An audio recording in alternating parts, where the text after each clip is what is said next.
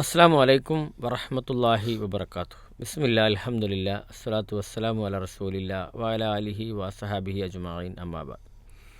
പ്രിയപ്പെട്ട piece radio ശ്രോതാക്കളെ, piece radio സ്നേഹക്കൂടിൻ്റെ പുതിയ ഒരു എപ്പിസോഡിലേക്ക് ഏവരെയും സ്വാഗതം ചെയ്യുകയാണ്. ഇന്ന് പീസ് റേഡിയോ സ്നേഹക്കൂടിൽ നമ്മുടെ കൂടെയുള്ളത് അബ്ദുള്ള അൻസാരി പുളിക്കൽ. അദ്ദേഹമാണ് നമ്മുടെ കൂടെ ഇന്ന് സ്നേഹക്കൂടിൽ നമ്മുടെ കൂടെ പങ്കുചേരുന്നത്. ഇന്ന് നമ്മൾ ചർച്ച ചെയ്യുന്ന വിഷയം ലഹരിയുമായി ബന്ധപ്പെട്ടതാണ്.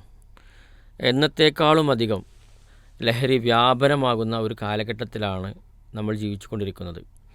ചെറിയ കുട്ടികൾ മുതൽ LP സ്കൂൾ തലം മുതൽ വയോവൃദ്ധന്മാർ വരെ ഉപയോഗിക്കുന്ന ലഹരിയെക്കുറിച്ച് നമുക്കറിയാം. ഇന്ന് എമ്പാടും അതിനെക്കുറിച്ചുള്ള ചർച്ചകളാണ്, അന്വേഷണങ്ങളാണ്. പക്ഷേ ഇതിൽ ഒരു വിരോധാഭാസം എന്ന് പറഞ്ഞാൽ, കുറച്ച് കാലങ്ങൾക്ക് മുമ്പ് നമ്മുടെ നാട്ടിൽ ചെറിയ രൂപത്തിലുള്ള ലഹരികളാണ് അല്ലെങ്കിൽ അതിൻ്റെ ഉപയോഗങ്ങളാണ് കണ്ടുകൊണ്ടിരുന്നത്. പക്ഷേ ഇന്ന് പെൺകുട്ടികളിൽ വരെ ലഹരി ഉപയോഗിക്കുകയും അവർ സാധാരണ നമ്മുടെ അങ്ങാടികളിൽ ഒരു മദ്യപിച്ച് ലക്ക് കെട്ട് വഴിയരികിൽ കിടക്കുന്ന ആണുങ്ങളെപ്പോലെ ചില പെൺകുട്ടികളുടെ ചിത്രങ്ങൾ, വീഡിയോകൾ നമ്മൾ കണ്ടുകൊണ്ടിരിക്കുകയാണ്. ഇങ്ങനത്തെ ഒരു മലീമസമായ അല്ലെങ്കിൽ തിന്മകൾ വ്യാപിച്ച ലഹരി എമ്പാടും വ്യാപിച്ച ഒരു കാലഘട്ടത്തിൽ അതിനെക്കുറിച്ച്, അതിൻ്റെ വ്യാപനത്തെക്കുറിച്ചും അതിൻ്റെ അതിൻ്റെ പ്രയാസങ്ങളെക്കുറിച്ചുമെല്ലാം ചർച്ച ചെയ്യുന്നു. നമുക്ക് അബ്ദുള്ള അൻസാരിയെ സ്വാഗതം ചെയ്യാം. അസ്സാം വലൈക്കും വറഹമത്തല്ലാഹി വബർക്കാത്തു. അസ്സാം വലൈക്കും വറഹമത്തല്ലാഹി വബർക്കാത്തു. ബിസ്മില്ലാ അൽഹംദുലില്ലാ സ്വലാത്തു വസ്സലാമു അലാ അഷ്റഫിൽ മുർസലീൻ വഅല ആലിഹി വസ്വഹ്ബിഹി അജ്മഈൻ അമ്മാബാദ്. ഇവിടെ സൂചിപ്പിച്ച പോലെ ലഹരി പദാർത്ഥങ്ങൾ, ഇവിടെ നമ്മൾ പലതരം ലഹരി ഉണ്ട്. പക്ഷേ ഇവിടെ നമ്മൾ ഇന്ന് ചർച്ചയ്ക്ക് എടുത്തിരിക്കുന്നത് സിന്തറ്റിക് പദാർത്ഥങ്ങളായിട്ടുള്ള ലഹരിയാണ്, നാർക്കോട്ടിക്.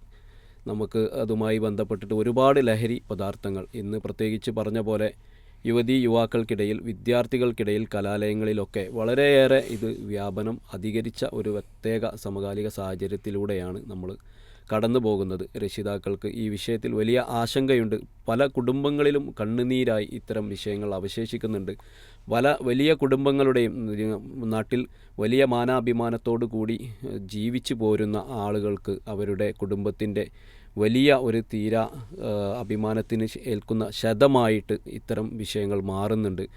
ഇതിൽ ഏറ്റവും പ്രധാനം, നമുക്ക് അറിയാം, നമ്മുടെ നാട്ടിൽ ഇത് അധികരിക്കുന്നത് വളരെ സുലഭമായി ഇത് ലഭിക്കുന്നു എന്നുള്ളതാണ് ഇതിൽ ഏറ്റവും വലിയ ഒരു കാരണമായിട്ടുള്ളത്. നമ്മുടെ യുവപദം പോലെയുള്ള പ്രോഗ്രാമുകൾ, നമ്മൾ റമദാൻ മാസത്തിൽ നമ്മൾ പ്രത്യേകം ഇത്തരം വിഷയങ്ങളെ ഫോക്കസ് ചെയ്തുകൊണ്ട് നടത്തുന്ന യുവപദം പോലുള്ള ആ പ്രോഗ്രാമുമായി ബന്ധപ്പെട്ട് ഒരു അനുഭവത്തിലൂടെ ഞാൻ ഈ ഒരു വിഷയത്തിലേക്ക്, നമുക്ക് എന്തുകൊണ്ടാണ് ഈ ഒരു വിഷയവുമായി ബന്ധപ്പെട്ട് ഇത്തരം വ്യാപനം നടക്കുന്നത്, അല്ലെങ്കിൽ ഏത് മേഖലയിലൂടെയാണ് ഇത് നമ്മുടെ വിദ്യാർത്ഥിനികൾക്കിടയിലേക്ക് എത്തുന്നത് എന്ന് നമുക്ക് പറയാൻ വേണ്ടി പറ്റും. തീർച്ചയായും. നമ്മളിപ്പോൾ ഇന്ന് കണ്ടുകൊണ്ടിരിക്കുന്ന, നമ്മുടെ സോഷ്യൽ മീഡിയയിൽ അധികരിച്ചുകൊണ്ടിരിക്കുന്നൊരു വാർത്തകളാണിതെല്ലാം. ഇവിടെ ഇപ്പോൾ നമുക്കറിയാമല്ലോ, ഇപ്പോൾ മദ്യം വാങ്ങുമ്പോൾ അല്ലെങ്കിൽ സിഗരറ്റ്, അതിൻ്റെ പുറത്തൊക്കെ എഴുതി വെച്ചിട്ടുണ്ട് മദ്യം അല്ലെങ്കിൽ ഹാനികരമാണ് എന്നൊക്കെ എഴുതി വെച്ചിട്ടും ബോധമുണ്ടായിട്ടും എന്നിട്ടും ആളുകൾ എന്തുകൊണ്ടാണ് ഇത്തരം ലഹരികൾക്ക് അടിമപ്പെടുന്നത് എന്ന് ഒന്ന് വിശദീകരിക്കാൻ കഴിയും? അതെ, നമുക്ക് ഒരു മുന്നറിയിപ്പ് കിട്ടിയിട്ടും എന്തുകൊണ്ട് ഇത്തരം കുട്ടികൾ, പ്രത്യേകിച്ച് യുവാക്കളൊക്കെ ഇതിലേക്ക് പോകുന്നു എന്നതിൻ്റെ ഒരു കാരണം എന്ന് പറയുന്നത്, ഞാൻ നേരത്തെ സൂചിപ്പിച്ച നമ്മുടെ ഒരു യുവപദവുമായി ബന്ധപ്പെട്ടിട്ടുള്ള ഒരു വീട് കയറിയിട്ട് നമ്മൾ ഇത്തരം ആളുകളെ, അല്ലെങ്കിൽ ഇതിൽ പെട്ടുപോയ ആളുകളെ ക്ഷണിക്കുന്നതിന് വേണ്ടി നമ്മുടെ നാട്ടിൽ തന്നെ ഒരു വീട്ടിൽ ചെന്നപ്പോൾ അവിടുത്തെ ഒരു പിതാവ് പറഞ്ഞത്, എൻ്റെ വീട്ടിൽ എനിക്ക് ഒരു മകനുണ്ട്, ഇത് ഉപയോഗിക്കുന്ന ഇത്തരത്തിലുള്ളൊരു +2 വിദ്യാർത്ഥിയായിട്ടുള്ളൊരു മകനുണ്ട്. അവനിപ്പോൾ നിങ്ങളിവിടെ ഒന്ന് മാറി നിൽക്കുകയാണെങ്കിൽ അവനിപ്പോൾ ഇവിടേക്ക് വരും. കാരണം അവൻ്റെ ഉമ്മയോട് ഫോൺ വിളിച്ച് പറഞ്ഞിട്ടുണ്ട്, എനിക്ക് പണം വേണം, ഞാൻ വീട്ടിലേക്ക് വരുന്നുണ്ട്, തന്നിട്ടില്ലെങ്കിൽ. അവൻ ഉപയോഗിച്ച പദം ഉമ്മ എന്നല്ല, തള്ളേ എന്നുള്ള ഒരു പദമാണ്. പറയാൻ നമുക്ക് പ്രയാസമുണ്ട്. പക്ഷേ അവൻ്റെ ഈ ഒരു ഇത്രത്തോളമുള്ള അഡിക്ഷൻ അവന് അടിമപ്പെട്ടത് കൊണ്ട് അവൻ ഉപയോഗിച്ച വേടതാണ്, എനിക്ക് അതുകൊണ്ട് പണം വേണം. നമ്മൾ പറഞ്ഞ പോലെ തന്നെ നമ്മൾ കുറച്ച് ആളുകളുള്ളതുകൊണ്ട് നമ്മളൊരു മാറി നിൽക്കുകയും ഒരു 10 മിനിറ്റിനുള്ളിൽ ഈ മകൻ ബൈക്കും എടുത്ത് അവിടേക്ക് വരികയും ഈ വീട്ടിലേക്ക് കയറി വന്ന് തന്നെ നേരത്തെ പറഞ്ഞ അതേ പദം ഉപയോഗിച്ച് അവന് ഉമ്മയെ വിളിക്കുകയും വീട്ടിൻ്റെ അകത്തേക്ക് വന്ന് പ്രശ്നങ്ങൾ ഉണ്ടാക്കുകയും അവന് കിട്ടിയ എന്തോ ഒരു പണവുമായി ആ ബൈക്ക് അവിടെ നിന്ന് ഒരു പ്രത്യേക രീതിയിൽ കറക്കി അവൻ പുറത്തേക്ക് പോവുകയും ചെയ്തു. ഇത് നമ്മൾ കണ്ടുകൊണ്ടിരിക്കുകയാണ്. ഈ ഒരു പിതാവ് നമ്മളോട് പറഞ്ഞത്, ആ പോയ ആ മകൻ ഒരു മയ്യത്തായിട്ടാണ് തിരിച്ചു വരുന്നത് എങ്കിൽ എൻ്റെ കണ്ണിൽ നിന്നൊരു തുള്ളി കണ്ണുനീര് വരില്ല. അപ്പം നമ്മൾ പറഞ്ഞു ഒരിക്കലും നിങ്ങളങ്ങനെ പറയരുത്. കാരണം മാതാപിതാക്കളുടെ ഒരു പ്രാർത്ഥന അല്ലെ അത്തരത്തിലുള്ളൊരു കാര്യം നമ്മൾ പറയുമ്പോൾ അത് അവർക്ക് സംഭവിക്കും. അത്തരത്തിലുള്ള കാര്യങ്ങൾ സംഭവിക്കാൻ സാധ്യത കൂടുതലാണ്. അപ്പോൾ അതുകൊണ്ട് ഒരിക്കലും മകനെക്കുറിച്ച് നിങ്ങളങ്ങനെ പറയരുത് എന്ന് പറഞ്ഞപ്പോൾ അദ്ദേഹം പറഞ്ഞത്, എങ്ങനെയാണ് ഞാൻ ഇത് പറയാതിരിക്കുക? കാരണം എൻ്റെ വീട്ടിൽ അവൻ വന്നു കഴിഞ്ഞാൽ, ഇനി അവൻ രാത്രി വന്നു കഴിഞ്ഞാൽ എൻ്റെ മൂത്ത മകൻ്റെ ഭാര്യയെ അവൻ തിരിച്ചറിയുന്നില്ല. എന്തിനേറെ എൻ്റെ ഭാര്യയെപ്പോലെ അവൻ്റെ ഉമ്മയെപ്പോലും അവന് തിരിച്ചറിയുന്നില്ല. സ്ഥലകാല ബോധമില്ലാതെയാണ് അവൻ പെരുമാറുന്നത്. അവർക്ക് പേടിയാണ് അവൻ വരുന്ന സമയത്ത്. അവൻ്റെ 1ഉം 2ഉമൊക്കെ അവൻ്റെ ബെഡിലാണ് അവൻ നിർവഹിക്കുന്നത്. ഇത് ക്ലീനാക്കുന്ന പണിയാണ് ഇവിടെ നേരം വെളുത്തു കഴിഞ്ഞാൽ അല്ലെങ്കിൽ ഈ ഒരു വീട്ടിലുള്ളവരുടെ പ്രധാന ജോലി. നമുക്ക് സമാധാനം നശിച്ചിട്ട് ഒരുപാട് കാലമായി. ഞാൻ ആരോടിത് പറയും? ഞാൻ 5 വക്ത് പള്ളിയിൽ പോയിട്ട് പടച്ച റബ്ബിനോട് പ്രാർത്ഥിച്ചുകൊണ്ട് പറയേണ്ട എൻ്റെ മോനൊന്ന് രക്ഷപ്പെടുത്താൻ. ഇവൻ ഇങ്ങനൊന്നും ആയിരുന്നില്ല, പക്ഷേ ഇവൻ ഈ രൂപത്തിലാണ് ഇപ്പോൾ ഉള്ളത്. അതുകൊണ്ട് നിങ്ങൾ എൻ്റെ ഈ വീടിൻ്റെ എല്ലാ സമാധാനവും നശിച്ച ഇതിന് ഒരു പരിഹാരം നൽകണമെന്നാണ് നമ്മളോട് പറഞ്ഞിട്ടുള്ളത്. നമ്മൾ ഈ കുട്ടിയെ നമ്മൾ പുറത്ത് വെച്ച്, വീട്ടിൽ നിന്നല്ലാതെ പുറത്ത് വെച്ച് നമ്മൾ അവനെ സമീപിക്കുകയും ഈ ഒരു വിഷയം അവനെ സംസാരിക്കുകയും ചെയ്തപ്പോൾ പലപ്പോഴും ഇത്തരം ചതിക്കുഴികളിൽപ്പെട്ട ആളുകൾ പറയുന്ന പോലെയുള്ള സംസാരം. അവൻ പറഞ്ഞു, എന്നെ നിങ്ങൾ നന്നാക്കാൻ വരണ്ട, എന്നെ എൻ്റെ വഴിക്ക് വിട്ടാൽ മതി, ഞാൻ നിങ്ങൾക്കൊരു ശല്യവും പെടുത്തുന്നില്ല. എന്നെ നിങ്ങൾ ഇത്തരത്തിൽ ബലം പ്രയോഗിച്ചോ അല്ലെങ്കിൽ എന്നോട് ഇങ്ങനെ ഉപദേശിച്ചോ നിങ്ങൾ കൊണ്ടുപോവുകയാണെങ്കിൽ അതിൻ്റെ ഭവിഷ്യത്ത് നിങ്ങൾ അനുഭവിക്കുമെന്ന ഒരു ഭീഷണി സ്വരത്തിലാണ് അവൻ സംസാരിച്ചത്. പക്ഷേ ആ ഒരു സമയത്ത് നമ്മൾ അവനെ നല്ല നിലക്ക് കാര്യങ്ങൾ പറഞ്ഞ് മനസ്സിലാക്കുകയും ശരിയാവണ്ണം അവൻ വരില്ല എന്ന് മനസ്സിലാക്കിയപ്പോൾ കുറച്ച് ബലപ്രയോഗത്തിലൂടെ അവനെ ഒരു വാഹനത്തിലിട്ട് നമ്മൾ ഒരു റീഹാബിലിറ്റേഷൻ സെൻറ്ററിലേക്ക് കൊണ്ടുപോവുകയും ചെയ്തു. ഞാനിതിൻ്റെ ഒരു ഇൻട്രോ ഇത് ആദ്യം പറഞ്ഞു വെക്കുന്നത് എന്താ വെച്ചാൽ, ഇതിൻ്റെ കാരണം അവനോട് സംസാരിച്ചപ്പോൾ നമുക്ക് മനസ്സിലായത് കൂട്ടുകെട്ടാണ് ഏറ്റവും പ്രധാനം. അവന് ഒരു ആവേശത്തിൽ, അവർക്കുള്ള കൂടെയുള്ള കൂട്ടുകാരുടെ ആവേശത്തിൽ സ്റ്റാർ ആവാൻ വേണ്ടിയിട്ടാണ് പലപ്പോഴും ചെറിയ ക്ലാസ്സുകളിലുള്ള 7ഉം 8ഉം ക്ലാസ്സുകളിലുള്ള മക്കൾ കൂടെയുള്ള ആളുകളുടെ കൂടെ കൂടിയിട്ട് ഒരു സ്റ്റാർ ആവാൻ വേണ്ടി, പ്രത്യേകിച്ച് പെൺകുട്ടികളുടെയൊക്കെ എടുത്തൊരു സ്റ്റാർ ആവാൻ വേണ്ടി ആണ് ഇവർ ഇത്തരത്തിലൊരു കാര്യത്തിലേക്ക് കടക്കുന്നത്. അതിൻ്റെ ഒന്നാമത്തെ ഡോറ് എന്ന് പറയുന്നത് പുകവലിയാണ്. ഇവർ തുടങ്ങുന്നത് ആദ്യം പുകവലിയാണ് തുടങ്ങുന്നത്. ഈ പുകവലിയിലൂടെ എൻ്റർ ചെയ്യുകയും പിന്നീട് ഈ പുകവലിക്കുന്ന ഈ സിഗരറ്റിനുള്ളിലോ അല്ലെങ്കിൽ അത് എന്ത് മെറ്റീരിയൽ ആണെങ്കിലും അതിനുള്ളിൽ ഇത്തരം ലഹരി പദാർത്ഥങ്ങൾ വെച്ച് കൊടുത്ത് അവരെ പതുക്കെ ഇതിലേക്ക് കൊണ്ടുവരുന്ന ഒരു റാക്കറ്റ് പ്രവർത്തിക്കുന്നു എന്നതും ആണിതിൽ ഒരു കാരണമായിട്ടുള്ളത്. രണ്ടാമത്തത് വീട്ടിൽ നിന്നുള്ള മാതാപിതാക്കൾ തമ്മിലുള്ള സ്വരച്ചേർച്ച. ഇവർക്ക് സ്നേഹം കിട്ടുന്നില്ല, ഒറ്റപ്പെടുന്നു എന്നതിൻ്റെ പലപ്പോഴും ഇവർ ചെയ്യുന്ന നന്മകളെ കാണാതെ കുറ്റപ്പെടുത്തലുകൾ മാത്രമാകുമ്പോൾ ഇവർ ആശ്വാസം തേടി പോകുന്നത് ഇത്തരം ലഹരിയിലേക്കും ഇത്തരം കൂട്ടുകെട്ടുകളിലേക്കുമാണ്. അതുപോലെ തന്നെ ഇന്ന് കാണുന്ന നിരീശ്വരവാദം പലപ്പോഴും ഈ ജനറലൈസ് ചെയ്തിട്ട് ഈ ദൈവമില്ല അല്ലെങ്കിൽ സൃഷ്ടാവില്ല, നമുക്ക് നാളെ പരലോകമില്ല, സ്വർഗ്ഗനരകങ്ങളില്ല, ഇനി ഇതോടുകൂടി ഈ മരണത്തോടു കൂടി നമ്മുടെ ജീവിതം അവസാനിച്ചു, അതുകൊണ്ട് പരമാവധി എന്ത് ചെയ്യാം, ജീവിതം ആസ്വദിക്കുക. അപ്പോൾ ഇത് ആസ്വാദനത്തിൻ്റെ ഒരു മേഖലയായിട്ട് വലിയൊരു നശീകരണത്തിലേക്ക് ആണ് പോകുന്നത്. അത് കുട്ടികൾ അറിയുന്നില്ല. അത് വലിയ ചതിക്കുഴികളിലേക്ക് എത്തി ആ രൂപത്തിലേക്ക് ആകുമ്പോഴാണ് എത്തുന്നത്. അതുപോലെ തന്നെ പുതിയ സിനിമകൾ വലിയൊരു പ്രധാന ഘടകമാണ്.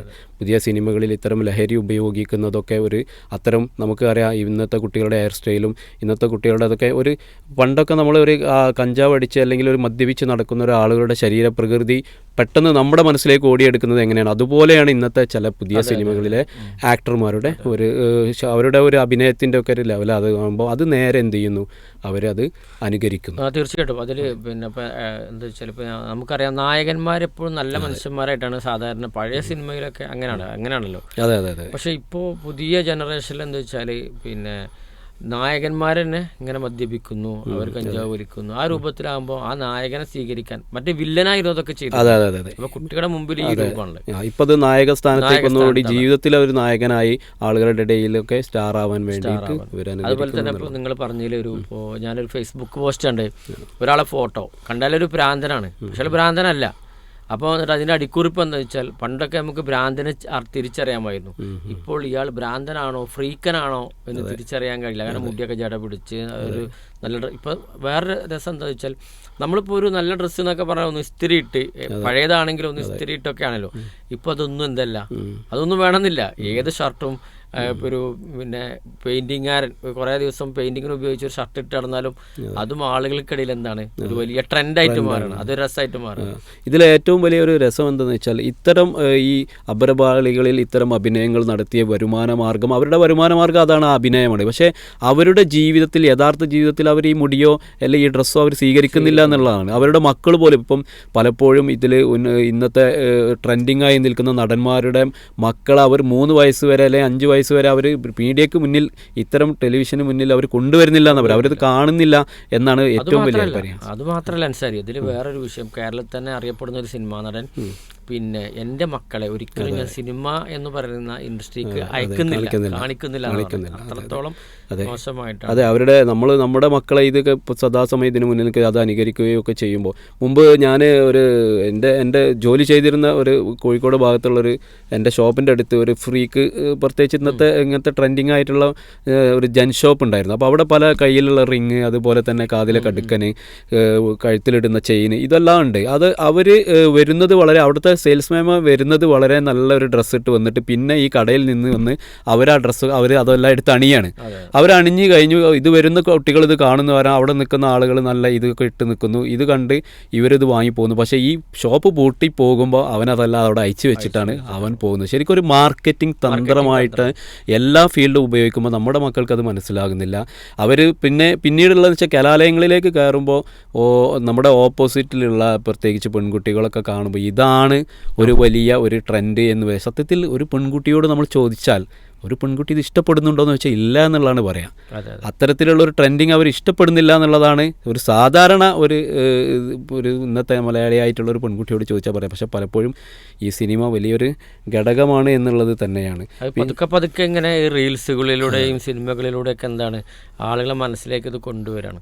പിന്നെ നേരത്തെ പറഞ്ഞ റാക്കറ്റ്, അത് ഒരു വലിയ ഘടകമാണ് ഈ വിഷയത്തിൽ. ഇപ്പം ഞാൻ ഓർക്കുന്നുണ്ട്, ബാംഗ്ലൂരിലുള്ള സമയത്ത് നമ്മുടെ ഒരു വീട്ടമ്മ, നമ്മളവിടെ താമസിക്കുന്ന ഒരു വീട്ടമ്മ, അവർ പിന്നെ പതുക്കെ എന്ത് പറഞ്ഞാൽ വെച്ചാൽ ഇങ്ങനെ ഇത് ലഹരി കിട്ടാതാകുമ്പോഴുള്ള ചെറിയ പ്രയാസങ്ങളുണ്ടല്ലോ, അത് കാണിച്ചു ലക്ഷണം. പക്ഷെ വേറെന്തോ അസുഖം വിചാരിച്ചിട്ട് ഹോസ്പിറ്റലിൽ അഡ്മിറ്റ് ആക്കിയപ്പോഴാണ് ഡോക്ടർ പറഞ്ഞത് ഇവർ ലഹരിക്ക് അടിമയാണ്. അപ്പോൾ ഇവർക്കിത് അറിയില്ല, സത്യം പറഞ്ഞാൽ ഇവർക്കിത് അറിയില്ല. അപ്പോൾ അന്വേഷിച്ച് നോക്കിയപ്പോൾ എന്താ സംഭവിച്ചാൽ അവരെ വീടിനടുത്ത് കൂടെ ദിവസേനം വരുന്ന ഒരു പച്ചക്കറി വിൽക്കുന്ന, ഉന്തുവണ്ടിയിൽ പച്ചക്കറി വിൽക്കുന്ന ഒരാളുണ്ട്. അയാളിൽ നിന്ന് പെട്ടെന്ന് എന്തോ, അയാൾ ഈ ഉൾഭാഗങ്ങളാകുമ്പോൾ അവരടുത്ത് എല്ലാ സാധനവും, പച്ചക്കറി മാത്രമല്ല. അപ്പോൾ ഒരു ദിവസം ഇവർ തലവേദന ഉണ്ട്, ഒരു പാരസെറ്റമോളോ അങ്ങനെ എന്തോ ചോദിച്ചാണ്. അതിനുശേഷം എല്ലാ ദിവസവും എന്ത് ചെയ്യും, അത് കുടിച്ചതിന് ശേഷം ഇവർക്കൊരു എനർജി. അപ്പോൾ ഇന്നും ആ ഗുളിക വാങ്ങി കഴിച്ച് അവസാനം ഇതിന് അഡിക്ഷനായി. അപ്പോൾ ഇങ്ങനെ നടത്തുന്ന റാക്കറ്റുകളുണ്ട്, നമ്മളറിയാതെ സൈലന്റ് റാക്കറ്റുകൾ. അതായത് ഈ റാക്കറ്റിനെ കുറിച്ച് പറയുമ്പോൾ പലപ്പോഴും ഇപ്പോൾ നമ്മളൊരു മാർക്കറ്റിലൊരു പ്രൊഡക്റ്റ് വിൽക്കുന്നതിന് നമുക്കറിയാം അതിൻ്റെ എക്സ്പേർട്ടായിട്ടുള്ള MBA ഒക്കെ കഴിഞ്ഞ മാർക്കറ്റിംഗ് എക്സിക്യൂട്ടീവുകളാണ് ഉപയോഗിക്കുന്നത്. അവർ വാദോരാതെ സംസാരിക്കുകയും വാചാലമായി സംസാരിച്ച് നമ്മളെ അതിലേക്ക് ആ പ്രൊഡക്റ്റ് വാങ്ങിക്കുന്നതിലേക്ക് അവർ എത്തിക്കും. ഇന്ന് ഈ ഒരു സിന്തറ്റിക് പദാർത്ഥങ്ങളുടെ വിപണനം നടക്കുന്നിടത്തും ഇത്തരം മാർക്കറ്റിംഗ് എക്സിക്യൂട്ടീവുകൾ ഉപയോഗിക്കുന്നു എന്നാണ് ഏറ്റവും കൂടുതലായിട്ട് ഇന്ന് വരുന്ന വാർത്തകൾ. കാരണം ഇതിന് കൃത്യമായ ഒരു ടീം വർക്ക് നടക്കുന്നുണ്ട്. ഇതിന് നമ്മുടെ മക്കളെ വലവീശി പിടിക്കാൻ ക്യാമ്പസുമായി ബന്ധപ്പെട്ട് പ്രണയത്തിൻ്റെ വഴികളിലൂടെ ഒക്കെ ഇതാക്കി. പിന്നെ ഉള്ളത് ഒരു വലിയ ഇതിൽ കാരണങ്ങൾ എന്നുള്ള കാര്യമാണല്ലോ നമ്മൾ ചർച്ച ചെയ്യുന്നത്. ആ കാരണങ്ങളിലുള്ളതാണ് ഈ കുറച്ച് കായികപരമായിട്ടുള്ള സ്പോർട്സുമായി ബന്ധപ്പെട്ട കുട്ടികളൊക്കെ ഉണ്ടെങ്കിൽ അവരോട് പറയുന്നത് നിങ്ങൾക്ക് കായികമായിട്ട് ഒരുപാട് എനർജി ഇതിൽ നിന്ന് ലഭിക്കും. അതേമാതിരി കുറച്ച് പഠിക്കാൻ പറ്റുന്ന കുട്ടികളോട് നിങ്ങൾക്ക് പഠനത്തിൽ മികവുണ്ടാവും. ഇത്തരം കാര്യങ്ങളൊക്കെ പറഞ്ഞിട്ട് ഇത്തരം ഇപ്പോൾ നമുക്കറിയാം ഈ MDMA പോലെയുള്ള വസ്തുക്കൾ, ക്രിസ്റ്റൽ രൂപത്തിലുള്ള വസ്തുക്കൾ, സ്റ്റാമ്പ് പോലെയുള്ള വസ്തുക്കളൊക്കെ അവൈലബിൾ ആണ്. അതൊക്കെ ഉപയോഗിക്കുമ്പോൾ ചിലപ്പോൾ സ്വാഭാവികമായിട്ടും നമ്മൾക്ക് അതിലൊരു കുറച്ചൊരു മോട്ടീവ് കിട്ടിയെന്ന് വരും, അല്ലെങ്കിൽ അവർക്ക് അതിൻ്റെ ഒരു പ്രതിഫലനം എന്നുള്ളൊരു ആവേശം കിട്ടി എന്നുള്ളത് നിൽക്കും. പക്ഷേ ഇത് ആ ഒരു ബൂസ്റ്റിങ് പിന്നീട് മറ്റേ ഡൗണായി അവരൊരു രോഗിയായി മാറുന്ന ഒരു അവസ്ഥയൊക്കെയാണ്. നമ്മുടെ ഡോപ്പമിനെ ഒരു ബൂസ്റ്റ് ചെയ്യുകയാണ് ചെയ്യുന്നത്. എക്സ്ട്രാ ഒരു അധികമായി നമുക്ക് സന്തോഷവും കാര്യങ്ങളൊക്കെ നമുക്ക് ലഭിക്കുന്ന നമ്മുടെ തലച്ചോറിൻ്റെ ഡോപ്പമിൻ എന്ന് ഉൽപ്പാദിപ്പിക്കപ്പെടുന്ന ഹോർമോണിനെ ഇത് അധികരിപ്പിക്കുകയാണ് ചെയ്യുന്നത് ഇത്തരം പദാർത്ഥങ്ങൾ. പക്ഷേ അത് പിന്നീട് വളരെയേറെ ഡൗണായി ഇവർ ആത്മഹത്യയിലേക്കും അതേപോലെ തന്നെ ശാരീരികമായി വളരെ ശോഷിക്കുന്ന അവസ്ഥയിലേക്കും പോവുകയാണ് ചെയ്യുന്നത് എന്നുള്ളതാണ്. അത് തിരിച്ചറിയുന്നില്ല. അപ്പോൾ ഇതിൻ്റെ ദോഷങ്ങൾ നമ്മൾ പറയേണ്ടതുണ്ട്. കേൾക്കുന്ന പാരൻസിനാണെങ്കിലും ലഹരി ഉപയോഗിക്കുന്ന ആളുകൾക്കാണെങ്കിലും ഇതുകൊണ്ടുള്ള ഒരു ദോഷം, അതുപോലെ തന്നെ അതിൻ്റെ ലക്ഷണങ്ങൾ രണ്ടും പറയണം. ലക്ഷണങ്ങളും പറയണം, ദോഷങ്ങളും പറയണം. ഞാനത് പറയാൻ കാരണം എന്ന് വെച്ചാൽ ഇപ്പോൾ നമ്മുടെ പീസ് റേഡിയോക്ക് പലരും ഫോൺ ചെയ്തു അല്ലാതെയൊക്കെ ചോദിക്കാറുണ്ട്. അപ്പോൾ ഒരു ഉമ്മ ഇപ്പം 2 ദിവസം മുമ്പാണ് തോന്നുന്നു, പിന്നെ എൻ്റെ മോനിങ്ങനെ വീട്ടിൽ നിന്ന് ഭക്ഷണം കഴിക്കുന്നില്ല, പിന്നെ അത് ചെറിയ എന്തെങ്കിലുമൊക്കെ സാധനങ്ങൾ മാത്രമേ കഴിക്കുള്ളൂ. അപ്പോൾ ഉമ്മക്കൊരു വലിയ പ്രയാസം. കാരണം ഇതിങ്ങനെ ഇതേപോലെ തന്നെ ഇത് ശ്രദ്ധിക്കാൻ വേണ്ടിയിട്ടും എന്തുണ്ട്, ധാരാളമായ പിന്നെ വാർത്തകൾ വേറെ ഉണ്ട്. അപ്പോൾ എല്ലാം കേട്ടിട്ട് പേടി ആകുന്ന പേരൻസും ഉണ്ട്. അപ്പോൾ അത് ആ ലക്ഷണങ്ങൾ എന്താണെന്നുള്ളത് നമ്മൾ പറയുന്നത് നല്ലതായിരിക്കും. ഇതിൽ ലക്ഷണങ്ങൾ എന്ന് പറയുന്നാൽ ഇപ്പം നമ്മൾ നോർമലായി നിൽക്കുന്ന ഒരു കുട്ടിയിൽ ഒരു വ്യത്യസ്തമായ സ്വഭാവങ്ങൾ കാണുക എന്നത് ആണ് നമ്മൾ ശ്രദ്ധിക്കേണ്ട ഒരു കാര്യം. അത് നമുക്ക് അറിയാം, ഇപ്പോൾ പലപ്പോഴും കുട്ടികൾ അസമയത്താണ് പല കുട്ടികളും വീട്ടിൽ കയറി വരുന്നത്.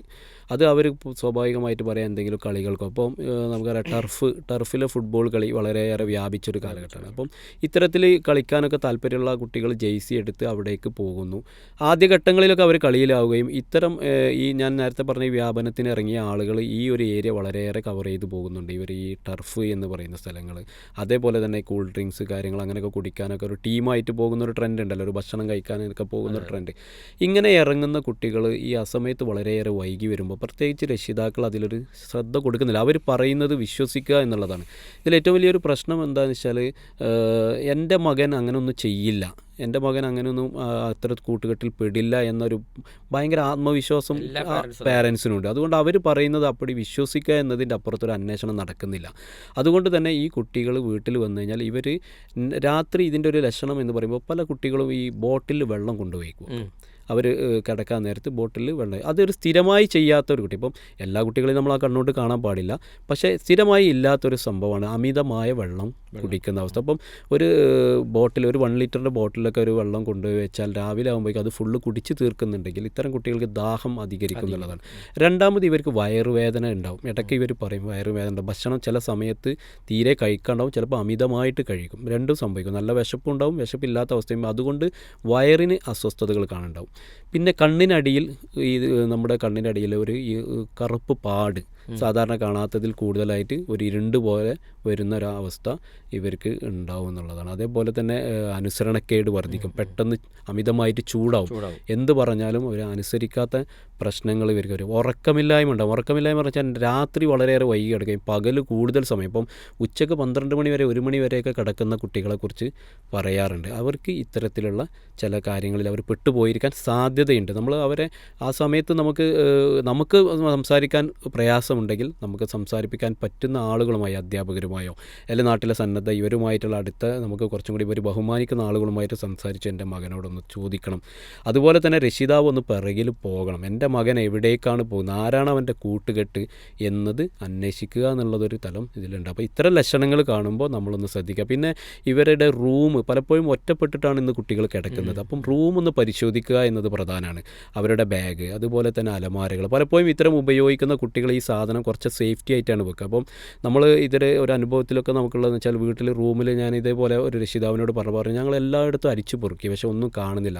അപ്പോൾ ആ സമയത്ത് എന്നോട് തന്നെ ഇതിൽ പെട്ട ഒരു പയ്യൻ പറഞ്ഞത്, ഞങ്ങളിത് വെക്കാറ് ചുമരിന് മുകളിലെ എയർ ഹോൾസ് ഉണ്ടല്ലോ അവിടെയാണ് വെക്കാറ്. അപ്പോൾ ഈ ഒരു പറഞ്ഞ പരിചയത്തിൻ്റെ പുറത്ത് ഞാൻ പറഞ്ഞു നിങ്ങൾ അവിടെ നിൽക്കില്ല. അപ്പോൾ അവർക്ക് കയറി നോക്കിയപ്പോൾ അവിടെ നിന്നൊരു പാക്കറ്റ് കിട്ടി. അപ്പോൾ ഇത്തരം സ്ഥലങ്ങളിലൊക്കെ ഇവരിത് വെക്കും, ബെഡിൻ്റെ ഉള്ളിൽ, തലയണൻ്റെ കവറിൻ്റെ ഉള്ളിൽ.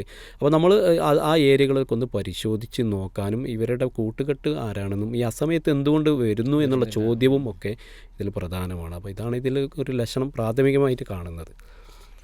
അതുപോലെ തന്നെയാണ് ഇപ്പോൾ ലഹരിയിൽ പെടാതിരിക്കാനുള്ള മാർഗ്ഗങ്ങൾ ശരിക്കും നമ്മൾ പാരൻസിനാണെങ്കിലും കുട്ടികൾക്കാണെങ്കിലും കൊടുക്കേണ്ട ഒരു മെസ്സേജ് ഉണ്ട് അതിൽ. നമുക്കറിയാം നമ്മുടെ മക്കളാണ്, നമ്മുടെ മക്കൾക്ക് വേണ്ടിയാണ് നമ്മൾ രാപ്പകൽ അധ്വാനിക്കുന്നത്. നമ്മുടെ മക്കൾ നേർമാർഗ്ഗത്തിൽ മുന്നോട്ട് പോകാൻ വേണ്ടിയിട്ടാണ് എല്ലാ രക്ഷിതാക്കളും ആഗ്രഹിക്കുന്നത്. ഏത് ലിബറലിസം പറഞ്ഞാലും ഏത് നിരീശ്വരവാദം പറഞ്ഞാലും തൻ്റെ മകൻ ഇത്തരത്തിലൊന്നും പോകരുത് എന്ന് തന്നെയാണ് എല്ലാവരും ആഗ്രഹിക്കുന്നത്. ഏത് സ്വാതന്ത്ര്യത്തിൻ്റെ മേഖലകൾ വാദിച്ചു കഴിഞ്ഞാലും ധാർമ്മികപരമായി ജീവിക്കുക എന്നതിൽ ഒരു മനുഷ്യൻ എന്നുള്ള നിലയ്ക്ക് ആർക്കും അഭിപ്രായ വ്യത്യാസമില്ല. അപ്പം നമ്മൾ ഇത്തരത്തിലുള്ള വിഷയങ്ങൾ ഇതിൽ പെട്ടുപോയ കുട്ടികളോട് നമ്മൾ നന്നായിട്ട് സംസാരിക്കുക എന്നുള്ളതാണ്. ഞാനൊരു അനുഭവം കൂടെ ഇതിൽ പറയാം. നമ്മുടെ നാട്ടിൽ ഷെൽട്ടർ ഇന്ത്യ എന്ന് പറഞ്ഞൊരു സംവിധാനമുണ്ട്. അതുമായി ബന്ധപ്പെട്ട് അതിൻ്റെ ഒരു കൗൺസിലിംഗ് ഏരിയയിലേക്ക് ഇതുമായി ബന്ധപ്പെട്ട് ഒരു കേസ് വരികയാണ്. അപ്പം കേസ് വന്നത് എന്താണെന്ന് വെച്ചാൽ, ഈ ഒരു കുട്ടി ഇതിന് അടിമപ്പെട്ടിട്ടുണ്ട്. അപ്പോൾ ആ അടിമപ്പെട്ടതിൽ നിന്ന് അവനെ മോചിപ്പിക്കാൻ വേണ്ടി നാട്ടിൽ ഒരാൾ കൊണ്ടുവരികയാണ്. അപ്പോൾ ഇതിന് മുന്നോടിയായിട്ട് എനിക്കൊരു ഫോൺ കോൾ വരികയാണ്. ഒരു രാത്രി ഒരു 1:30 സമയത്ത് എനിക്കൊരു ഫോൺ കോൾ വരികയാണ്. എന്താ വെച്ചാൽ ആ ഉമ്മ മരിച്ചു. അതാണ് എനിക്ക് വരുന്ന ഫോൺ കോൾ. അപ്പോൾ ഞാൻ പറഞ്ഞു, ഏത് ഉമ്മ? ഞാൻ അന്ന് പറഞ്ഞില്ലായിരുന്നു, ആ കുട്ടിയുടെ ആ ഉമ്മ മരിച്ചു. അപ്പം ചെറിയൊരു പ്രശ്നം ഇവിടെ നിലനിൽക്കുകയാണ്. എന്താണെന്ന് വെച്ചാൽ ഈ മകൻ കാരണമാണ് ഈ ഉമ്മ മരിച്ചതെന്നുള്ളതാണ് ബന്ധുക്കളൊക്കെ പറയുന്നത്.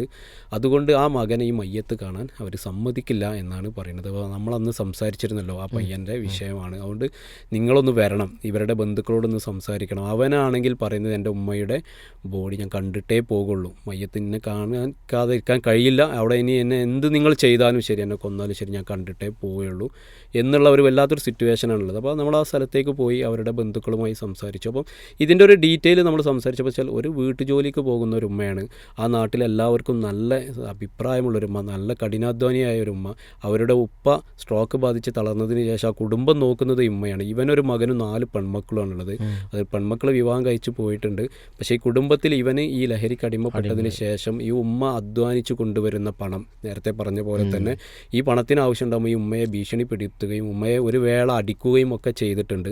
അപ്പോൾ ഇവർ വലിയ മാനസിക സംഘർഷത്തിലൂടെയാണ് കടന്നു പോകുന്നത്. അപ്പം അന്ന് ഈ മരണപ്പെടുന്നതിൻ്റെ അന്ന് രാവിലെ ഇവന് ഉമ്മയുടെ ചെയിൻ പൊട്ടിക്കാൻ ശ്രമിക്കുകയും അതിൽ അവർ തളർന്ന് വീഴുകയും ഒക്കെ ചെയ്ത് ഇവൻ ഇറങ്ങിപ്പോയതാണ്. പക്ഷേ പിന്നീട് ആ ഉമ്മ വൈകിട്ട് മരണപ്പെടുന്ന അവസ്ഥയ്ക്ക്, ഒരു പാനിക് അറ്റാക്ക് അവർക്ക് വന്ന് മരണപ്പെടുന്ന അവസ്ഥയിലേക്കാണ് വന്നത്. അപ്പം സ്വാഭാവികമായിട്ടും ഇത് ഇവൻ അറിയുകയും ഇവന് മനസ്സിന് ഭയങ്കര പ്രയാസമുണ്ടായി. ഇവന് ആ ഒരു നോർമൽ കണ്ടീഷനിൽ വന്നപ്പോൾ പിന്നെ ഇവൻ്റെ എല്ലാ കൺട്രോളും ഇവൻ്റെ കയ്യിൽ നിന്ന് പോയി. ഇവൻ ഭയങ്കര അലറിക്കരഞ്ഞുകൊണ്ട് അവിടേക്ക് വരുന്നൊരവസ്ഥയാണ്. അതാണ് ഇവർ തടയുമെന്ന് പറയുന്നത്. അപ്പോൾ നമ്മൾ സ്വാഭാവികമായിട്ട് അവിടെയുള്ള ബന്ധുക്കളോട് അവരുടെ അമ്മമാരോടൊക്കെ സംസാരിച്ച് പറഞ്ഞു, ഈ ഉമ്മ എന്താണോ ആഗ്രഹിച്ചത് അവൻ്റെ ഒരു മാറ്റമല്ലേ. ഈ ഉമ്മ ജീവിതത്തിൽ മുഴുവൻ ആഗ്രഹിച്ചതും എല്ലാവരോടും പറഞ്ഞതും പ്രാർത്ഥിച്ചതും. അപ്പം ഇതൊരു അവസരമായി നമ്മൾ കണ്ട് അവനൊന്ന് ജീവിതത്തിലേക്ക് വന്നാലോ, നമ്മളൊന്ന് പരീക്ഷിച്ച് നോക്കുക. ഒരു ഘട്ടം കൂടി ഒരു അവസരം കൂടി നിങ്ങൾ കൊടുക്കണം. അതുകൊണ്ട് അവൻ കാണട്ടെ, മയ്യത്ത് അവൻ കാണട്ടെ, നിങ്ങൾ പ്രശ്നം ഉണ്ടാക്കരുത് എന്ന് പറഞ്ഞപ്പോൾ അവരത് കേൾക്കുകയും ഈ മയ്യത്ത് അവന് കാണാൻ വരുന്നൊരു രംഗമുണ്ട്. അത് സത്യത്തിൽ അവിടെയുള്ള എല്ലാവരെയും വളരെയേറെ കരയിപ്പിച്ചിട്ടുണ്ട് ആ ഒരു രംഗം. അവനാ വന്ന് മയ്യത്തിൻ്റെ മുകളിലിരുന്നു, എൻ്റെ ഉമ്മയെ ഞാനാണ് കൊന്നത്, അല്ലെങ്കിൽ ഇവർ മരണപ്പെടാൻ കാരണം ഞാനാണ് എന്ന് പറഞ്ഞ് പൊട്ടിക്കരയുകയും ഒക്കെ ചെയ്ത് വല്ലാത്തൊരു അനുഭവമായിരുന്നു. പക്ഷേ അവന് ആ ഒരു ചിന്ത അന്ന് മുതൽ ഇനി ഒരിക്കലും ഞാൻ എന്ത് ചെയ്യില്ല, ഇത് ഉപയോഗിക്കില്ല എന്ന് തീരുമാനമെടുക്കുകയും അവനെ നമ്മുടെ ന്യൂ ഹോപ്പ് എന്ന് പറയുന്ന നമ്മുടെ റിഹാബിലിറ്റേഷൻ സെൻറ്ററിൽ കൊണ്ടുപോയി അവിടുന്ന് സംസാരിച്ച് അൽഹംദുലില്ലാഹ് മാറി ഇന്ന് നല്ലൊരു രൂപത്തിൽ ജോലി ചെയ്ത് അവൻ ജീവിക്കുന്നുണ്ട്. എന്നാലും അവൻ്റെ മനസ്സിലേക്ക് പ്രയാസം വരുന്നുണ്ട്. നമ്മുടെ ജാമിയ അൽ-ഹിന്ദിൻ്റെ പള്ളിയിൽ അവൻ ഇത്തിയാഫ് ഇരിക്കാൻ വേണ്ടി കഴിഞ്ഞ 10 ദിവസം നമ്മുടെ കൂടെ ഉണ്ടായിരുന്നു. വലിയ മാറ്റം ആ ഒരു മകനെ, ആ ഉമ്മ എന്താണോ ആഗ്രഹിച്ചത് ആ ഒരു വലിയ മാറ്റം അവനുണ്ടായി എന്നുള്ളതാണ്.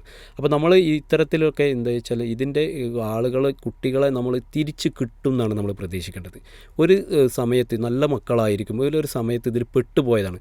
ഉപദേശത്തിനപ്പുറത്ത് ഇവരെ ചേർത്ത് പിടിക്കാനുള്ളൊരു കാര്യമാണ് നമ്മൾ ചെയ്യേണ്ടത്. ഇവരനുഭവിക്കുന്ന പ്രയാസങ്ങൾ ഏതൊരു മകനും ഏതൊരു കുട്ടിക്കും ഇതിൻ്റെ ഉള്ളിൽ ഇതിൽ നിന്നും മാറണമെന്ന് ആഗ്രഹമുള്ളവരുണ്ടാവും. അത്തരം ആഗ്രഹമുള്ളവരെ സ്നേഹത്തോടു കൂടി നമ്മൾ ചേർത്ത് പിടിച്ച് നമ്മളെ കയ്യിൽ ഇതിന് സംവിധാനങ്ങളുണ്ട്, വഴികളുണ്ട്, ആരും വരണ്ട, നീ എൻ്റെ കൂടെ വന്നാൽ മതി, നിനക്കിതിൽ നിന്ന് മാറാമെന്ന് പറഞ്ഞ നല്ല ഉപദേശങ്ങൾ, നല്ല സ്നേഹത്തോടെയുള്ള ചേർത്ത് പിടിക്കലാണ് ഇതിൽ വേണ്ടത്. ആ നിലക്കുള്ള ഉപദേശങ്ങളാണ് അവർക്ക് ഉപകരിക്കുക. അപ്പോൾ അത് ആ കുട്ടിയിൽ നമുക്ക് ഫലം കണ്ടു എന്നുള്ളതാണ്. അപ്പം ഇതിൽ നിന്ന് അവരെ രക്ഷപ്പെടുത്തിയെടുക്കാനുള്ളത് നമ്മൾ സമൂഹത്തിൽ നിന്ന് മാറ്റി നിർത്തി. ഇപ്പം ഒരു സ്കൂളിൽ നിന്ന് ഇതുപോലെ ഒരു കുട്ടിയെ നമുക്ക് കിട്ടിയ സമയത്ത് അവിടുത്തെ അധ്യാപകർ ഉടൻ തന്നെ അവരൊന്ന് ഡിസ്മിസ് ചെയ്തു. ശരിയാണ്, അവരുടെ ഒരു അച്ചടക്കത്തിൻ്റെ ഭാഗമായിട്ട് അത് ആവശ്യമാണ്. പക്ഷേ അവർ ആദ്യം എടുക്കേണ്ട ഒരു സ്റ്റെപ്പ് ഉണ്ടായിരുന്നു. ഒറ്റ അടിക്ക് അവൻ അവിടുന്ന് ഒഴിവാക്കുകയും മാതാപിതാക്കളെ വിളിച്ചത് പറയുകയും ചെയ്തതോടെ ഈ സമൂഹത്തിലും കുടുംബത്തിലും ഇത് അറിഞ്ഞു. അപ്പോൾ പബ്ലിക്കിൽ അറിയാത്തൊരു കുട്ടിയെ പബ്ലിക്കിലേക്ക് അറിയിക്കുക എന്നത് അവൻ ഒരിക്കലും അതിൽ നിന്ന് തിരിച്ചു വരുന്നതിന് പ്രയാസം ഉണ്ടാക്കും. നമ്മൾ രഹസ്യമാക്കി വെച്ച് അവനതിൽ നിന്ന് റീഹാബിലിറ്റേറ്റ് ചെയ്ത് കൊണ്ടുവരികയാണ് നമ്മൾ ചെയ്യേണ്ടതെന്നുള്ള. പക്ഷെ പലപ്പോഴും അതിനെ പ്രോപ്പറായിട്ട് നടക്കാതെ ഒരു ചാപ്പ കുത്തുന്ന അവസ്ഥ. കാരണം ഇതുവൻ ലഹരി ബാധിച്ചവനാണ്, ലഹരി ഉപയോഗിക്കുന്നതാണ്. ഇപ്പോൾ പബ്ലിക്കിൽ അറിഞ്ഞവരുണ്ടാവും. അപ്പോൾ അവർ ചിന്തിക്കണം, ഇനി ഞാൻ നന്നായിട്ട് അതെ, ആളുകൾ എന്തിനാണ് ഇങ്ങനെ, ഇനിയിപ്പോൾ എന്നെക്കുറിച്ച് എന്താണ് പറയുക. അതും ഇതിൽ നമ്മൾക്ക് അനുഭവത്തിലുണ്ട്. ഏകദേശം 10 വർഷത്തോളം കഞ്ചാവും അതുപോലെ തന്നെ മദ്യവും ഉപയോഗിച്ചിരുന്ന നമ്മുടെ നാട്ടിലുള്ള ഒരാൾ, അദ്ദേഹം പറഞ്ഞത്, ഞാൻ ഇനി മാറിയിട്ട് കാര്യമില്ല, കാരണം ആളുകൾ എന്നെ അംഗീകരിക്കില്ല.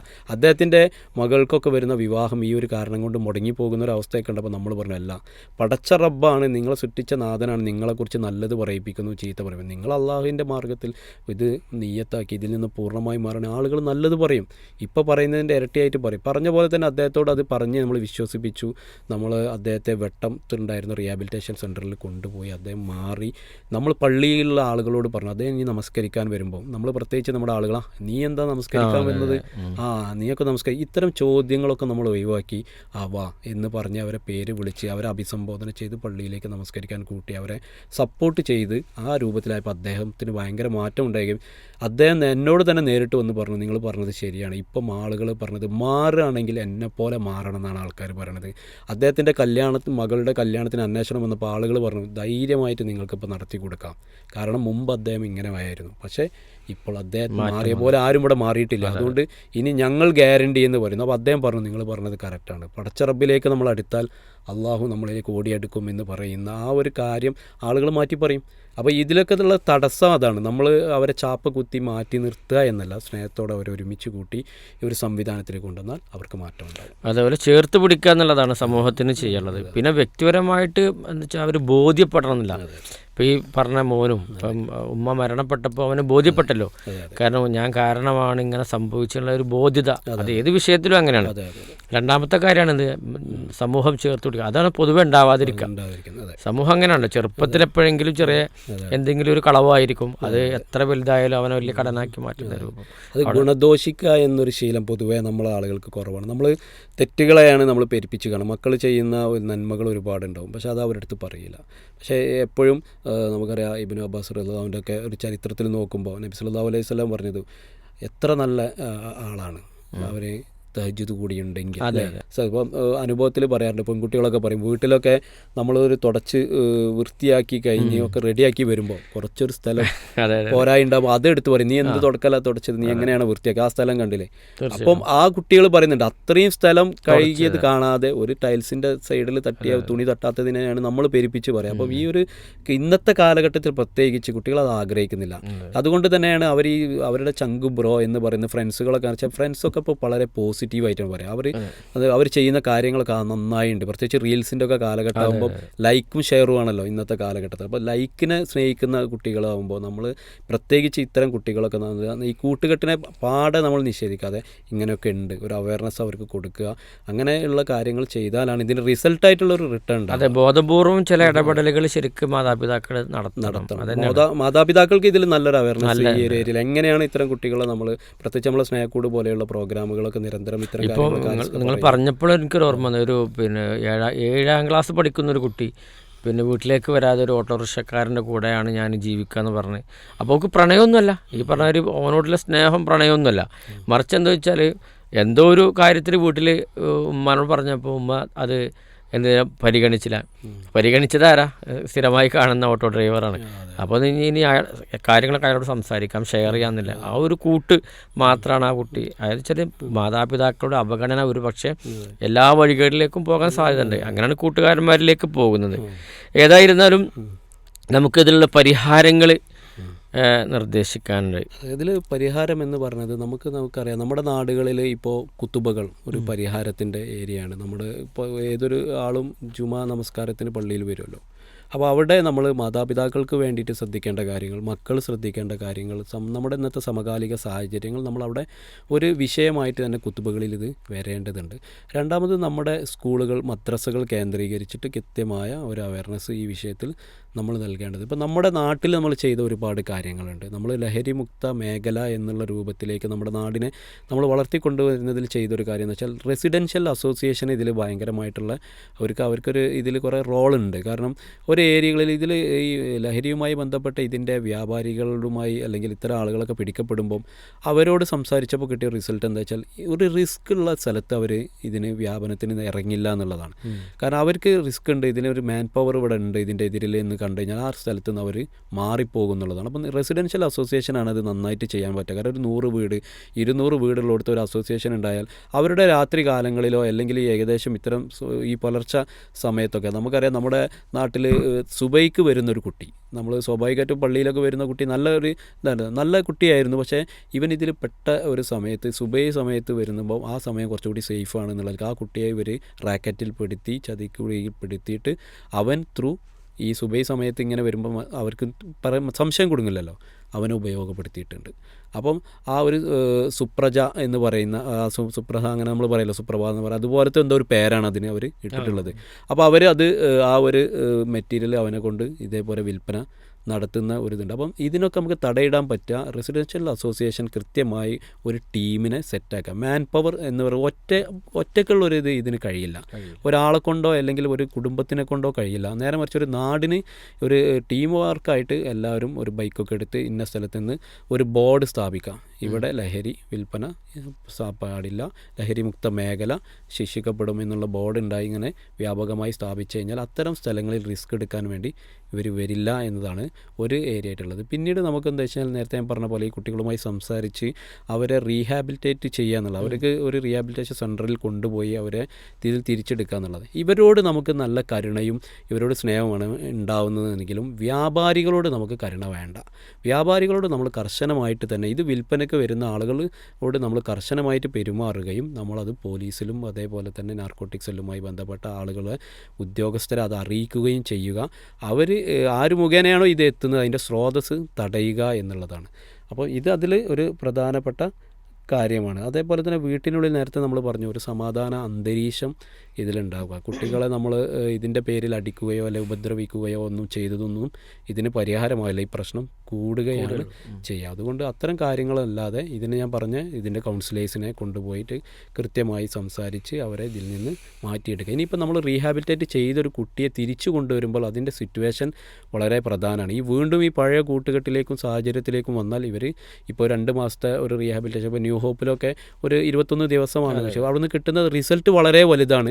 അവർ മാറണമെന്ന് പൂർണ്ണമായും ചിന്തിച്ചിട്ട് തന്നെയാണ് ഇറങ്ങുന്നത്. പക്ഷേ പുറത്തേക്ക് എത്തി ഈ പഴയ കൂട്ടുകെട്ടിലേക്ക് പോകുമ്പോൾ വീണ്ടും പ്രയാസമാണ്. ഇപ്പം നബി സല്ലല്ലാഹു അലൈഹി വസല്ലം തന്നെ പറഞ്ഞിട്ടുണ്ടല്ലോ, നമ്മൾ ഈ ഇത്തരം മദ്യം ഉപയോഗിച്ച കോപ്പകൾ തകർക്കാനും അതേപോലെ തന്നെ അത്തരം റൂമിലുള്ള വിരികൾ നശിപ്പിക്കാനൊക്കെ അത് ശരിക്കും ഒരു മെൻ്റലി സൈക്കോളജിക്കലാണ്. കാരണം അതേ സംഭവം കാണുമ്പോൾ വീണ്ടും ആ മദ്യഷാപ്പിൻ്റെ മുന്നിലെത്തുമ്പോൾ ഇവർക്കുണ്ട്. അപ്പോൾ പലപ്പോഴും ഇതിൽ റീഹാബിലിറ്റേറ്റ് ചെയ്ത് വന്ന ആളുകൾ വീണ്ടും അതിലേക്ക് പോയതിൻ്റെ ഒരു ഇതെടുത്ത് നോക്കുമ്പോൾ കൂട്ടുകെട്ടുകളുടെ വീണ്ടുമുള്ള ഈ പ്രഷർ അത് പഴയ അവസ്ഥയിലേക്ക്. അപ്പം സാഹചര്യം മാറ്റുക എന്നത് വളരെ പ്രധാനമാണ്. ഇവർ തിരിച്ചു വരുമ്പോഴേക്ക് നമ്മൾ മറ്റൊരു ഇടത്തിലേക്ക് കഴിയുന്നതും ഇനിയിപ്പോൾ വേറെ സംസ്ഥാനത്തിലേക്കോ അല്ലെങ്കിൽ മറ്റൊരു രാജ്യത്തേക്കൊക്കെ ഇവരെ നമ്മൾ പറഞ്ഞയക്കുന്ന രൂപത്തിലുള്ളൊരു കാര്യം ചെയ്യണം. അതിൽ നമ്മൾ ശ്രദ്ധിക്കേണ്ടത് അവിടെ പോകുമ്പോൾ ഇവരാരെ കൂടെയാണ് ഇവർ നിൽക്കേണ്ടത് എന്നുള്ളത് നമുക്കൊരു ധാരണ വേണം. കുറച്ച് ദീനീ ബോധമുള്ള ഒരാളുകളുടെ ഇടയിലേക്കായിരിക്കണം. ഇങ്ങനെ ഒരു പ്ലാൻ ചെയ്ത ഒരു 2 വർഷം അല്ലെങ്കിൽ 1 വർഷമൊക്കെ കുട്ടി മാറി നിന്നാൽ പൂർണ്ണമായും ഇതിൽ നിന്ന് മാറ്റാൻ നമുക്ക് കഴിയും എന്നുള്ളതാണ്. അപ്പോൾ ഈ ലഹരിയുടെ ഈ ചതിക്കുഴിയിലാണ് പൊതുവെ എന്ന് വെച്ചാൽ പലരും അറിയാതെ വന്ന് അല്ലെ ഒരു പഫ് എടുത്തിട്ടാണ് പുകവലിയുടെ അഡിക്ഷനായത്. അതുപോലെ കല്യാണത്തലേന്ന് ചിലപ്പോൾ ഒരു പെഗ് അടിച്ചിട്ടായിരിക്കും പിന്നീട് 5 വർഷം കഴിയുമ്പോൾ അതിന് അഡിക്ഷനായി മാറിയിട്ടുണ്ടാകാം. അപ്പോൾ എങ്ങനെയാണ് ഇപ്പോൾ ഇവരെ നമുക്ക് രക്ഷപ്പെടുത്താൻ സാധിക്കുക എന്നുള്ളതാണ്. ഇതിൽ നമുക്ക് നമ്മുടെ നാടിൽ ഒരുപാട് നമ്മുടെ ഇപ്പം വിസ്ഡത്തിൻ്റെ ഒക്കെ നേതൃത്വത്തിൽ ഒരുപാട് ക്ലാസ്സുകൾ നടക്കുന്നുണ്ട്. ഇപ്പോൾ CRE പോലെയുള്ള അതുപോലെ തന്നെ ഈ യൂത്തുമായി ബന്ധപ്പെട്ടിട്ടുള്ള QHLS പോലെയുള്ള കാര്യങ്ങളൊക്കെ നടക്കുന്നുണ്ട് നാട്ടിൽ. പലപ്പോഴും നമ്മുടെ പ്രോഫ്കോണുകൾ, നമ്മുടെ ഐസക്കുകൾ, ഇതിലൊക്കെ ഏറ്റവും പ്രധാന വിഷയം ഇത് തന്നെയാണ്. ഇതിൽ കുട്ടികൾക്ക് കിട്ടുന്ന ഒരുപാട് ഏരിയ ഉണ്ട്. എങ്ങനെയാണ് മാതാപിതാക്കളോട് പെരുമാറേണ്ടത്, എന്താണ് നമ്മൾ ഇത്തരം ചതിക്കുഴികൾ. പ്രണയം വലിയൊരു ഏരിയയാണ്. ഇതിൽ പ്രണയിച്ച് കുട്ടികളെ ചതിൽപ്പെടുത്തി ലഹരിയിലേക്ക് കൊണ്ടുപോകുന്ന വലിയൊരു മാർക്കറ്റിംഗ് ഇതിൽ നടക്കുന്നുണ്ട്. അതേപോലെ ലിബറലിസം ഒരു പ്രധാന പ്രശ്നമാണ് നമ്മൾ നേരത്തെ പറഞ്ഞു. അപ്പം ഇതിനൊക്കെ കുട്ടികൾക്ക് ഉത്ബോധനം കൊടുക്കുന്ന ക്ലാസ്സുകൾക്ക് അത്തരം കൗൺസിലിങ്ങിലേക്ക് കുട്ടികളെ പറഞ്ഞയക്കുന്നുള്ളത്. അവിടെയൊക്കെ നമ്മൾ രക്ഷിതാക്കളെ സമീപിക്കുമ്പോൾ ഇങ്ങനെ ഒരു രജിസ്ട്രേഷന് വേണ്ടി ചെല്ലുമ്പോൾ നമ്മുടെ രക്ഷിതാക്കൾ പറയാൻ നമ്മുടെ കുട്ടിക്ക് ട്യൂഷനുണ്ട്, അല്ലെങ്കിൽ നമ്മുടെ കുട്ടിക്ക് എൻട്രൻസ് കോച്ചിങ് ക്ലാസ് ഉണ്ട് എന്നൊക്കെയാണ് പറയാം. നമ്മൾ ഈ ഭൗതികമായ എല്ലാം കൊടുക്കുമ്പോഴും നാളെയുടെ ഒരു ലോകത്തെക്കുറിച്ച്, സൃഷ്ടാവിനെക്കുറിച്ച്, ഇതിലുള്ള യഥാർത്ഥത്തിൽ നമ്മുടെ ജീവിത ലക്ഷ്യം എന്താണ് എന്നുള്ള ബോധം അവർക്ക് ഉണ്ടാക്കി കൊടുക്കാനുള്ള ഏരിയയിലേക്ക് നമ്മൾ കറക്റ്റ് മനഃപൂർവ്വം അറിഞ്ഞുകൊണ്ട് അതിലേക്ക് പറഞ്ഞയച്ചില്ലെങ്കിൽ ഈ കുട്ടികൾക്കൊരു മാറ്റം ഉണ്ടാവില്ല. കാരണം അവർക്ക് അവരുടെ മുന്നിലേക്ക് വരുന്ന സൊല്യൂഷൻസ് എന്ന് പറയുന്നത് ഇത് വീണ്ടും മ്യൂസിക്കുകളും അതുപോലെ തന്നെയുള്ള മറ്റ് ആർഭാടങ്ങളും ആസ്വദിക്കാനുള്ള ഇടങ്ങളാണ്. ഞാൻ ഇതുമായി ബന്ധപ്പെട്ട് നമ്മുടെ ഒരു ജിംനേഷ്യം, നമ്മുടെ നാട്ടിലുള്ള ഒരു ലിബറൽ ചിന്താഗതിയിൽ നടത്തുന്ന ഒരാളുടെ ജിംനേഷ്യത്തിൽ കുറേ കുട്ടികൾ ഇതിലേക്ക് വഴിതെറ്റി പോകുന്നു എന്നുള്ളത് നമ്മൾ നാട്ടിൽ അറിഞ്ഞപ്പോൾ നമ്മൾ അദ്ദേഹവുമായി സംസാരിക്കാൻ പോയി. അപ്പോൾ അവിടെ നിന്നുള്ള കുട്ടികൾ പറഞ്ഞത് എന്താ വെച്ചാൽ ഒന്നിനും പരിധികൾ ഉണ്ടാകാൻ പാടില്ല. അദ്ദേഹം പറഞ്ഞു കൊടുത്ത കാര്യം എന്താ വെച്ചാൽ നമ്മുടെ മനസ്സിൽ എന്തെങ്കിലും ഒരു ദേഹേച്ഛയിൽ തോന്നുന്ന കാര്യങ്ങളെ നമ്മൾ അതിനെ ഒരു ചെങ്ങലക്കിട്ട് വെച്ചാൽ അല്ല അതിനോട് ചെയ്തിട്ടില്ലെങ്കിൽ നമുക്ക് ആയുസ് കുറയും എന്നാണ് പറയുന്നത്. അഥവാ എനിക്ക് തോന്നുന്ന ഒരു പെണ്ണിനെ വ്യഭിചരിക്കണം എന്ന് എനിക്ക് തോന്നിക്കഴിഞ്ഞാൽ ഞാനത് ചെയ്യാതിരുന്നാൽ എൻ്റെ ആയുസ്സിന് കുറവ് കിട്ടും. എനിക്ക് ലഹരി ഉപയോഗിക്കണം എന്നാണ് എനിക്ക് തോന്നുന്നത്, പക്ഷേ ചെയ്യാതിരുന്നാൽ ഇത്തരത്തിലുള്ള അതുപോലെ തന്നെ പന്നിയിറച്ചി കഴിച്ചാലും പ്രശ്നമില്ല, ബീഫ് ഇറച്ചി കഴിച്ചാലും പ്രശ്നമില്ല. അവിടെ റെസ്ട്രിക്ഷൻസ് ഒന്നുമില്ല, രണ്ടും കഴിക്കാം. ഇത്തരം റെസ്ട്രിക്ഷൻസുകൾ മുഴുവൻ ആ ഒരു പരിമിതികളെല്ലാം അതിർവരമ്പുകളെ ഭേദിക്കുന്ന ക്ലാസ്സുകളാണ് കൊടുക്കുന്നത്. ഇതാണ് ഈ കുട്ടികൾ ഈ സമയത്ത് കേൾക്കുന്നത്. അപ്പം നമ്മളതൊക്കെ അന്വേഷിക്കണം, ആരടുത്താണ് ഇവർ പോകുന്നത്, ഇത്തരം ട്രെയിനിങ്ങിൻ്റെ കാര്യങ്ങളിൽ നമ്മൾ അന്വേഷിക്കണം. അപ്പം നമ്മൾ പലതും കേട്ടു, ഇപ്പം വായക്കാട് ഭാഗത്തുണ്ടായ കരാട്ട ട്രെയിനിങ്ങിലൊക്കെ ഉണ്ടായ പല കാര്യങ്ങളും അവരെ ചൂഷണം ചെയ്യപ്പെടുന്ന പല മേഖലകളുണ്ട്.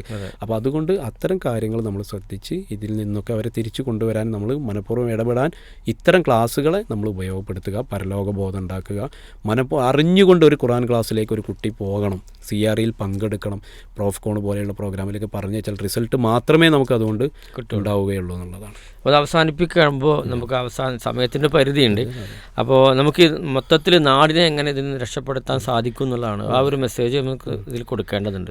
നാടിനെ രക്ഷപ്പെടുത്തുക എന്ന് പറയുമ്പോൾ ഇത് സുലഭമായി ലഭിക്കുന്നു എന്നതാണ് ഇപ്പോഴത്തെ ഏറ്റവും വലിയൊരു പ്രശ്നം. അപ്പം അതിൽ ഗവൺമെൻറ് സൈഡിൽ നിന്ന് ഉദ്യോഗസ്ഥന്മാർ വളരെ ആത്മാർത്ഥമായിട്ട് വർക്ക് ചെയ്യുന്ന നാർക്കോട്ടിക് സെല്ലിലൊക്കെയുള്ള ഒരുപാട് പോലീസ് ഉദ്യോഗസ്ഥരെ വരെ നമുക്ക് അറിയാം. ഇപ്പോൾ സത്യനാഥ് മനാട്ടിനെ പോലെയൊക്കെയുള്ള ഉദ്യോഗസ്ഥർ നല്ല ഇതിൽ വളരെ ആത്മാർത്ഥതയോട് കൂടി പ്രവർത്തിക്കുന്ന ആളുകൾ, അതുപോലെ ഒരുപാട് ആളുകൾ നമ്മുടെ ജില്ലയിലേക്കുണ്ട്. എന്നാൽ ഇതിന് അപവാദമായിട്ട് ഇതിനെ സഹകരിക്കുന്ന ഒരുപാട് ഉദ്യോഗസ്ഥരുണ്ട്. ഇപ്പോൾ നമുക്കറിയാം 1 കിലോ കൈവശം വെച്ച് കഴിഞ്ഞാലാണ് ഇതിന് അറസ്റ്റ് ഉണ്ടാവുക. അപ്പോൾ പലപ്പോഴും 1 കിലോ കിട്ടി ഇതിന് അറസ്റ്റ് ചെയ്യപ്പെടുന്ന ഒരാളുടെ അടുത്ത് നിന്ന് 100 ഗ്രാം എടുത്ത് ഒഴിവാക്കി 900 ആക്കി അവരെ കേസിൽ നിന്ന് ഒഴിവാക്കുന്ന ഒരു പ്രവണതയുണ്ട്.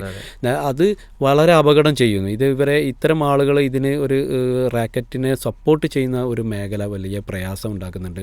പിന്നെ നാട്ടിൽ അവയർനെസ് ഒരു സൈഡിൽ വിമുക്തി പോലെയുള്ള വലിയ സഹായങ്ങൾ അതിലുണ്ടെങ്കിലും ഒരു സൈഡിൽ അതിൽ നിന്നുള്ള അവയർനെസ് കൊടുക്കുമ്പോഴും ഒരു സ്ഥലത്തിൽ നിന്ന് ഇത് ധാരാളമായി ഇറങ്ങാൻ അല്ലെങ്കിൽ ഇവിടെ ഇറക്കാനുള്ള അനുമതിയും ഒരു തലത്തിൽ ഇവർക്ക് കിട്ടുന്നുണ്ട്, അല്ലെങ്കിൽ അവർക്കത് കഴിയുന്നുണ്ട് എന്നുള്ളത് നമുക്കറിയാം. കോവിഡ് കാലത്ത് ഒരു മനുഷ്യനും പുറത്തിറങ്ങാത്ത രൂപത്തിൽ നമുക്ക് ക്വാറന്റൈനും മറ്റുള്ള ബ്ലോക്കുകളും സൃഷ്ടിക്കാൻ നമ്മുടെ ഗവൺമെൻറ്റിന് പറ്റിയെങ്കിൽ എന്തുകൊണ്ട് ഈ ലഹരി വ്യാപാരികളെ പിടിച്ചു കെട്ടാനുള്ള ഒരു സിസ്റ്റം നമുക്ക് ഉണ്ടാക്കാൻ പറ്റുന്നില്ല എന്ന് ഇവിടുത്തെ ഗവൺമെൻറ് അതോറിറ്റി ചിന്തിക്കേണ്ട കാര്യമാണ്. കാരണം യുവാക്കളെയാണ് എല്ലാവരും ലക്ഷ്യം വെക്കുന്നത്. അപ്പോൾ നമ്മുടെ പല രാഷ്ട്രീയ ഉപയോഗത്തിനും വേണ്ടി ഇത്തരം യുവാക്കളെ ഉപയോഗിക്കുന്നതിൽ ലഹരിയെ ഒരു മറയാക്കുന്നതും ഇവിടെ ഒരു കാരണമായിട്ട് വരുന്നുണ്ട്. അതുകൊണ്ട് നാടിനെ രക്ഷപ്പെടുത്താനുള്ള ഏറ്റവും പ്രധാനത എന്ന് വെച്ചാൽ ഇവിടുത്തെ ഗവൺമെൻറ് സംവിധാനങ്ങൾ ഏറ്റവും പ്രോപ്പറാവുക, ഇത്തരം ആളുകളിലേക്ക് നമ്മൾ ഈ വിവരങ്ങളെ കൈമാറിക്കൊണ്ട് എല്ലാവരും ഒരുമിച്ച് നിന്നാൽ ഒരു പ്രദേശത്തെ ഇതിൽ നിന്ന് മുക്തമാക്കി കൊണ്ടുവരാൻ കഴിയുന്നുള്ളത് തന്നെയാണ്. തീർച്ചയായിട്ടും ഇവിടെ ഈ ലഹരി എന്ന് പറയുന്നത് വ്യക്തിയെ മാത്രമല്ല, വ്യക്തിയെയും കുടുംബത്തെയും സമൂഹത്തെയും ഒന്നായി നശിപ്പിക്കുന്ന ഒരു വലിയ തിന്മയാണ് ലഹരി എന്ന് നമുക്ക് എല്ലാവർക്കും അറിയാം. അതുകൊണ്ട് തന്നെ ഇതിൽ നമുക്ക് മനസ്സിലാക്കാനുള്ളത് ലഹരി എന്നുള്ളത് മാത്രമല്ല, കുട്ടികളൊക്കെ ആസ്വദിക്കുക എന്നുള്ള ഒരു ലോകത്താണുള്ളത്. പക്ഷേ യഥാർത്ഥത്തിൽ ഈ ആസ്വാദനത്തിൻ്റെ പേരിൽ നശിപ്പിക്കുന്നത് സ്വന്തം ശരീരത്തെയാണ്, കുടുംബത്തെയാണ്, മാതാപിതാക്കളെയാണ്. ഏറ്റവും കൂടുതൽ ഇതിൽ പ്രയാസപ്പെടുന്നതും മാതാപിതാക്കളാണ്. അപ്പോൾ ആ നിലക്ക് മാതാപിതാക്കൾക്കും സമൂഹത്തിനൊക്കെ ചെയ്യാനുള്ളത് ഏറ്റവും വലിയ മെസ്സേജ് എന്താണെന്ന് വെച്ചാൽ ഈ ജീവിതത്തോടു കൂടി അവസാനിക്കുന്നതല്ല, മരണത്തോടു കൂടി അവസാനിക്കുന്നതല്ല ജീവിതം, മറിച്ച് മരണാനന്തരം ഒരു ജീവിതം നമുക്ക് വരാനുണ്ട് എന്ന് മൊത്തത്തിൽ എല്ലാവരും ബോധ്യപ്പെടുത്തിയാൽ, അല്ലെങ്കിൽ ആ ബോധം ആളുകൾക്ക് എത്തിത്തുടങ്ങിയാൽ ജീവിതത്തിൻ്റെ ലക്ഷ്യം മനസ്സിലാക്കുകയും ആ ലക്ഷ്യത്തിലേക്ക് നടന്നെടുക്കുവാൻ തിന്മകളിൽ നിന്ന് മാറി നിൽക്കുകയും നമ്മൾ സൃഷ്ടിച്ച സൃഷ്ടാവായ അള്ളാഹുവിലേക്ക്, അള്ളാഹുവിൻ്റെ മതത്തിലേക്ക് നടന്നെടുക്കുമ്പോൾ എല്ലാ തിന്മകളിൽ നിന്ന് മാറി നിൽക്കുവാനും സാധിക്കുമെന്ന കൃത്യമായ ബോധവൽക്കരണമാണ് ഇതെന്നെല്ലാം നമുക്ക് കൊടുക്കാൻ സാധിക്കുക. അതിലൂടെ മാത്രമേ ഇത്തരം പ്രവർത്തനങ്ങൾ മാറ്റിയെടുക്കുവാനും സാധിക്കുകയുള്ളൂ എന്നാണ് നമുക്ക് ഈ സ്നേഹക്കൂടിൻ്റെ ഈ എപ്പിസോഡ് ഇവിടെ അവസാനിപ്പിക്കുമ്പോൾ നമുക്ക് പറയാനുള്ളത്. ഇൻഷാ അല്ലാഹ് വീണ്ടും നമുക്ക് മറ്റൊരു വിഷയങ്ങളുമായി സ്നേഹക്കൂടിൽ കണ്ടുമുട്ടാം. വാഹൃദവാന അൽഹംദുലില്ലാഹി റബ്ബിൽ ആലമീൻ. അസ്സലാമു അലൈക്കും വറഹ്മത്തുള്ളാഹി വബറകാതുഹു.